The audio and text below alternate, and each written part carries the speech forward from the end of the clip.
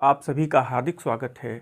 और आप बिल्कुल ठीक देख रहे हैं, जहाँ रहेगा वहीं रोशनी लुटाएगा, जहाँ रहेगा वहीं रोशनी लुटाएगा, किसी चिराग का अपना कोई मकान नहीं होता। जहाँ रहेगा वहीं खुशबू लुटाएगा, किसी फूल का अपना कोई गुलिस्तान नहीं होता। जी हाँ, बिल्कुल ठीक सुन रहे हैं आप, वसीम बरेलवी साहब की ये पंक्तियाँ, और मैं हूँ संतोष सिंह। आप सभी का हार्दिक स्वागत है। अभी कुछ दिनों पहले मेरे हाथ में संयोगवश एक पुस्तक लगी, वसीम बरेलवी साहब की ये पुस्तक चिराग। और ये संयोग ही था कि मैंने अमूमन इसके कुछ पन्ने पलटे तो मुझे लगा कि इस किताब में एक पूरा का पूरा जीवन दर्शन समाया हुआ है। तो मुझे लगा कि इस वसीम बरेलवी साहब की इस वैचारिक यात्रा में हम सब सहभागी बन सकें, हम सब उनकी कुछ चुनिंदा पंक्तियां पढ़ें। मैंने वसीम बरेलवी साहब की उन पंक्तियों को, उन चुनिंदा पंक्तियों को चुना है आप सभी के लिए कि ये पंक्तियां तब हम सुने या पढ़ें जब हम जीवन में उतार चढ़ाव के क्षणों में कभी निराशा से ग्रसित हो जाते हैं, तो उनकी ये पंक्तियां हमें ऊर्जा और जोश से भर देने के लिए पर्याप्त हैं। तो आइए इस वैचारिक यात्रा की शुरुआत करते हैं और वसीम बरेलवी साहब की ये पुस्तक चिराग हम लोगों की संवाद की प्रक्रिया में एक माध्यम बनेगी। आइए शुरू करते हैं। मुझे जुनून था हीरा तराशने का, तो फिर ध्यान से सुनिएगा, मुझे जुनून था हीरा तराशने का, तो फिर कोई भी राह का पत्थर उठा लिया मैंने। आई रिपीट, मुझे जुनून था हीरा तराशने का, तो फिर कोई भी पत्थर राह का उठा लिया मैंने। जले तो हाथ मगर हाँ, जले तो हाथ मगर हाँ, हवा के हमलों से किसी चिराग की लौ को बचा लिया हमने। जले तो हाथ मगर हाँ, हवा के हमलों से किसी चिराग की लौ को बचा लिया हमने। अगली पंक्तियाँ देखिए। दुनिया की जंग, दुनिया की हर जंग वही लड़ पाता है, दुनिया की हर जंग वही लड़ पाता है जिसको अपने आप से लड़ना आता है। वसीम बरेलवी साहब कहते हैं कि दुनिया की जंग, दुनिया की कोई भी जंग जो हमसे बाहर चल रही है, वही लड़ सकता है, वही जीत सकता है जो पहले अपने आप से लड़ सकता है। जैसे कहते हैं ना, संयम एक युद्ध अपने विरुद्ध। किसी भी बाहरी जंग को जीतने के लिए सबसे पहले ज़रूरी है कि हम अपने अंदर की जंग को जीतें। देखिए फिर आगे, दुनिया से लड़ने को निकले हो तो वसीम, दुनिया से लड़ने को निकले हो तो वसीम, देखो दुश्मन देख के उलझा जाता है। कितनी बढ़िया बात कह रहे हैं वसीम साहब। दुनिया से लड़ने को निकले हो तो वसीम, देखो दुश्मन देख के उलझा जाता है। जब आप किसी बड़े लक्ष्य के लिए तैयारी कर रहे हैं, जब आप किसी बड़ी जंग की तैयारी कर रहे हैं, तो आपको हर जगह उलझने की ज़रूरत नहीं है। एक जगह कहीं मैंने पढ़ा था कि बड़ी बड़ी लड़ाइयाँ जीतने के लिए कभी छोटी छोटी लड़ाइयाँ हारनी भी पड़ सकती हैं। तो वसीम साहब क्या कह रहे हैं, कितनी बढ़िया बात कह रहे हैं। देखिए आप, दुनिया से लड़ने को निकले हो तो वसीम, देखो दुश्मन देख के उलझा जाता है। और फिर आगे देखिए, इस जीवन के जीवन दर्शन में कितनी बार उतार चढ़ाव आते हैं, कितनी बार परेशानियाँ आती हैं। दरिया का सारा नशा उतरता चला गया। दरिया मतलब आप कह सकते हैं नदी या फिर पानी का बहुत सैलाब। दरिया का सारा नशा उतरता चला गया, मुझको डुबोया उसने और मैं उभरता चला गया।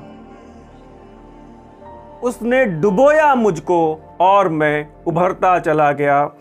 एक मुझे बहुत पूरी लाइन तो नहीं याद है, मैं कुमार विश्वास साहब की एक पंक्ति मुझे यहाँ पर याद आ रही है। वो कहते हैं, सृजन का बीज हूँ मैं, मिट्टी में जाया हो नहीं सकता। मतलब ये कि परेशानियाँ मुझे निखारने के लिए आएंगी, मैं जाया नहीं हो सकता, मैं पराजय स्वीकार नहीं कर सकता। आगे देखिए फिर कैसा है कि ये जीवन यात्रा हमारी लगातार चलती है। वसीम साहब कह रहे हैं, मंजिल समझ के बैठ गए जिनको चंद लोग, मंजिल समझ के बैठ गए जिनको चंद लोग, मैं ऐसे तमाम रास्तों से गुजरता चला गया। मतलब कहना चाहते हैं वसीम साहब कि हमारी जीवन यात्रा लगातार वैचारिक उच्चतम शिखर को प्राप्त करने की यात्रा है। हमारी अंतश्चेतना का उच्चतम शिखर हम प्राप्त कर सकें, यही हमारे जीवन का लक्ष्य होना चाहिए। छोटे छोटे जो भौतिक सुख या फिर भौतिक पड़ाव आते हैं वो हमारे जीवन का लक्ष्य कभी नहीं हो सकते।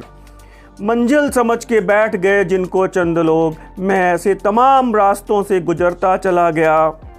हद से बढ़ी उड़ान की ख्वाहिश, ध्यान से सुनिएगा, हद से बढ़ी उड़ान की ख्वाहिश तो यूं लगा, हद से बढ़ी उड़ान की ख्वाहिश तो यूं लगा, हद से बढ़ी उड़ान की ख्वाहिश तो यूं लगा जैसे कोई परों को कतरता चला गया।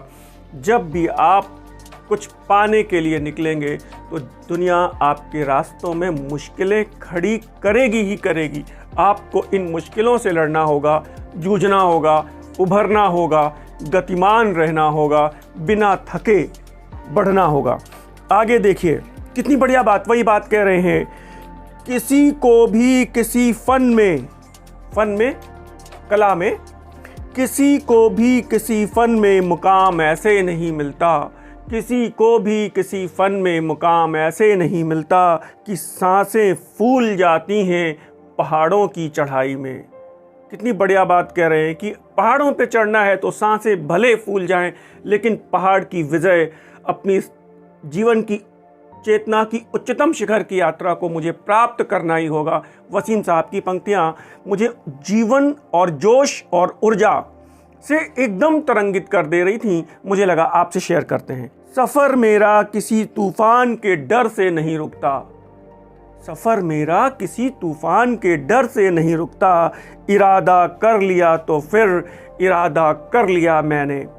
सफ़र मेरा किसी तूफान के डर से नहीं रुकता, इरादा कर लिया तो फिर इरादा कर लिया मैंने। और अगली पंक्तियाँ क्या कह रहे हैं, मुश्किलें तो हर सफ़र का हुस्न है, मुश्किलें तो हर सफ़र का हुस्न है, कैसे कोई राह चलना छोड़ दे। मुश्किलें तो हर सफ़र का हुस्न है, कैसे कोई राह चलना छोड़ दे। आप कोई भी रास्ता चुनते हैं तो मुश्किलें आनी ही हैं और मुश्किलों से लड़ना आपका काम है। और अगर कहते हैं कि आप जिस रास्ते पर चल रहे हैं और अगर उसमें मुश्किलें नहीं आ रही हैं तो समझ लीजिए कि आप गलत रास्ते पर चल रहे हैं।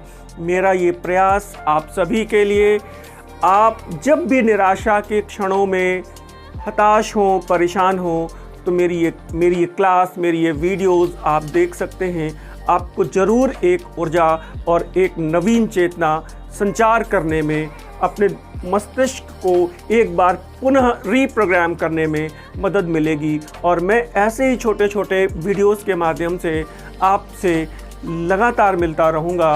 आज वसीम साहब का हार्दिक धन्यवाद। और ये पुस्तक मेरे लिए एक धरोहर के रूप में मेरे सामने आई है। फ़िलहाल मुझे विदा दें और अपने सुझावों से मुझे ज़रूर अवगत कराइएगा। धन्यवाद, नमस्कार।